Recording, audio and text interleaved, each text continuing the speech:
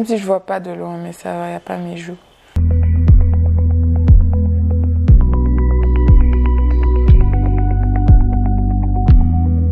Bonjour à tous et bienvenue sur Andy Dis-moi tout. Ça fait énormément plaisir de vous retrouver pour cette première capsule de 2020. J'espère que cette année a bien commencé pour vous, que vous avez vos nouvelles résolutions, que vous avez des nouveaux objectifs et que vous avez décidé de vous changer vous aussi.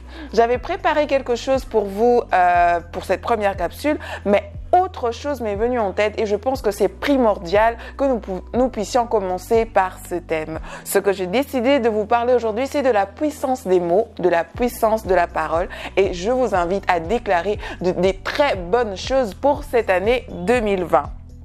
Tout ce que nous proclamons a de l'impact. Donc, je vous demande de toujours être positif dans ce que vous vous dites à vous-même et ce que vous dites aux autres personnes. La raison de cette première capsule, comme je disais au début, est de vous raisonner à abandonner toute pensée négative parce que tôt ou tard, toutes vos pensées négatives, comme les positifs d'ailleurs, ont de l'impact dans votre vie, ramènent quelque chose et tout ce que vous dites à haute voix se réalise. Très souvent, même nos pensées deviennent ce que nous disons et ce que nous disons deviennent des choses assez tangibles. Nous allons aller dans Jean 1:4 qui dit « Au commencement était la parole ». Je crois que nous sommes tous assez familiers avec ce verset pour ceux qui sont chrétiens. Au commencement était la parole et la parole était avec Dieu. La parole était Dieu. Elle était au commencement avec Dieu. Toute chose a été faite par elle et rien de ce qui a été fait n'a été fait sans elle. En effet, la vie et la vie était en elle était la vie, et la vie était la lumière des hommes. Vous donnez vie par vos mots, par votre parole, vous donnez des solutions à certains de vos problèmes. D'accord ? Je me souviens qu'avant, quand j'avais un rendez-vous que j'avais envie de manquer ou quand j'avais pas envie d'aller au travail, je donnais comme raison que j'étais malade. Et devinez quoi ? Ça arrivait toujours. Mais vraiment, il n'y a pas de coïncidence. Ça arrivait toujours quand je tombe malade exactement au moment où je disais que je l'étais. Soit je vais aller pour avoir une note de docteur et le docteur va me trouver avec une maladie quelconque. Aussi, c'est quelque chose de très important.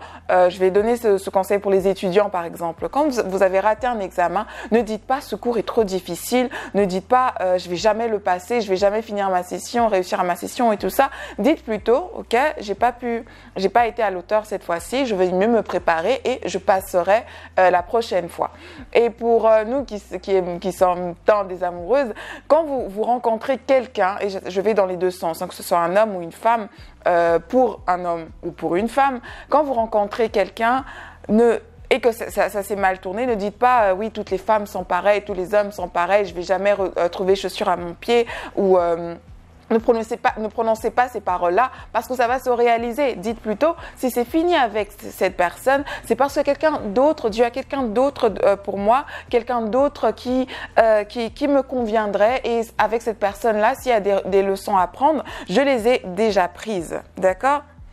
Arrêtons de nous poser sur certains échecs.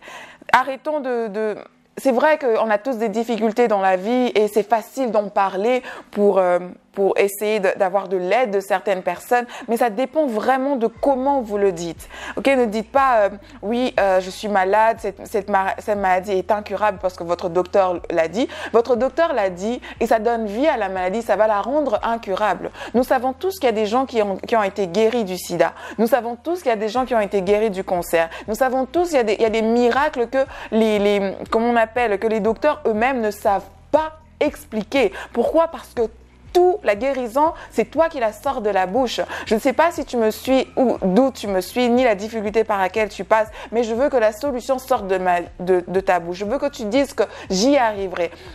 La détermination dont tu as besoin pour finir un projet quelconque viendra de toi-même.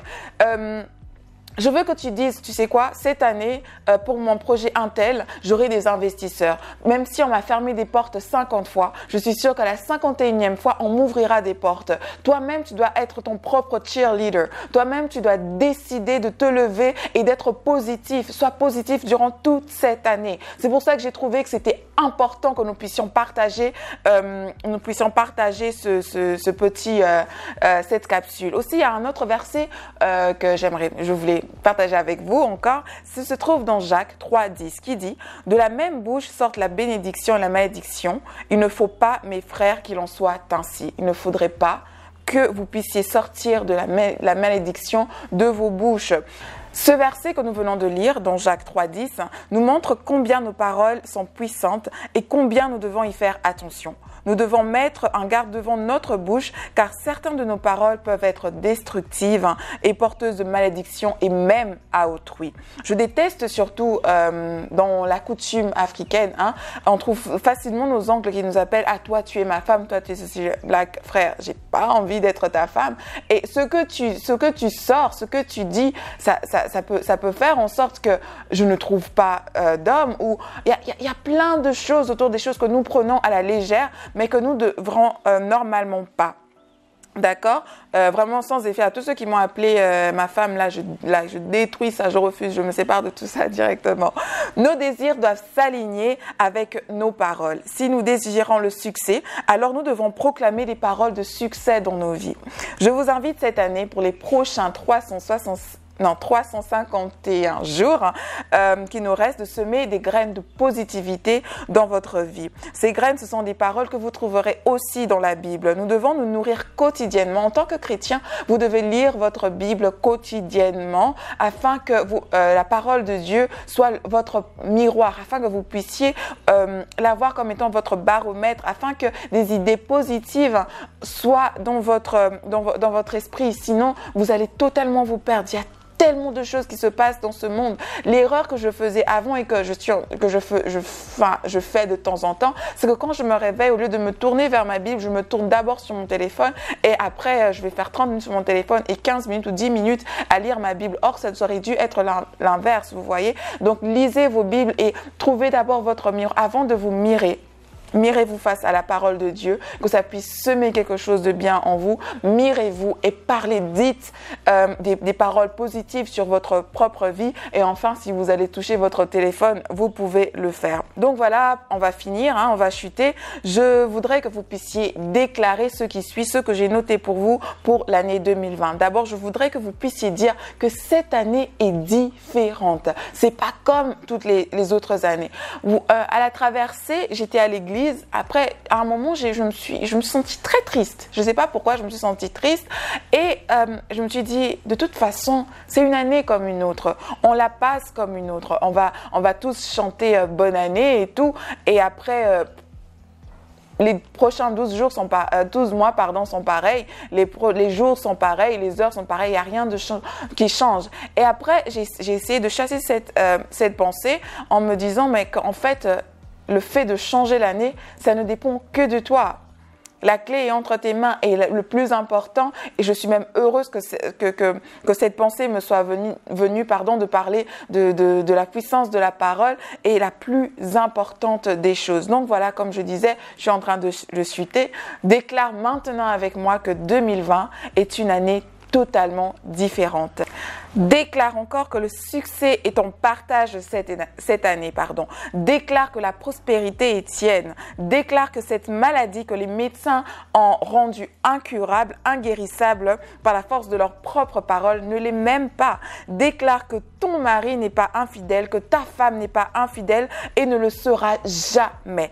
Déclare que tu auras les investisseurs que tu veux pour le projet que tu as établi, que tu désires d'entreprendre. Déclare que tout ce que tu veux voir s'accomplir et prendre forme cette année le sera. Je te souhaite tout le meilleur. Je souhaite que tout s'accomplisse. Je te souhaite tout le bonheur possible. Et je veux qu'on se rencontre en fin d'année et que j'aie des bonnes nouvelles venant de vous. Je veux vraiment que vous puissiez vous imprégner de cette capsule et faire des différentes choses que nous avons discuté, vôtres, mais vraiment décider d'être positif, peu importe ce qui se passe, peu importe les difficultés de vos vies. D'accord? Merci beaucoup d'avoir suivi cette vidéo jusqu'à la fin. Je dis grand merci à l'équipe de Johan Prod d'avoir tourné ceci pour moi. Je vous dis à dimanche, hein, et s'il vous plaît, n'hésitez surtout pas à m'envoyer vos histoires, vos témoignages, vos réactions ou si vous avez un sujet sur lequel vous aimeriez que nous puissions discuter sur Andy Dis-moi tout, et je serai plus que ravie de le partager avec mon audience. Gros bisous à vous et encore une fois, très bonne année 2020.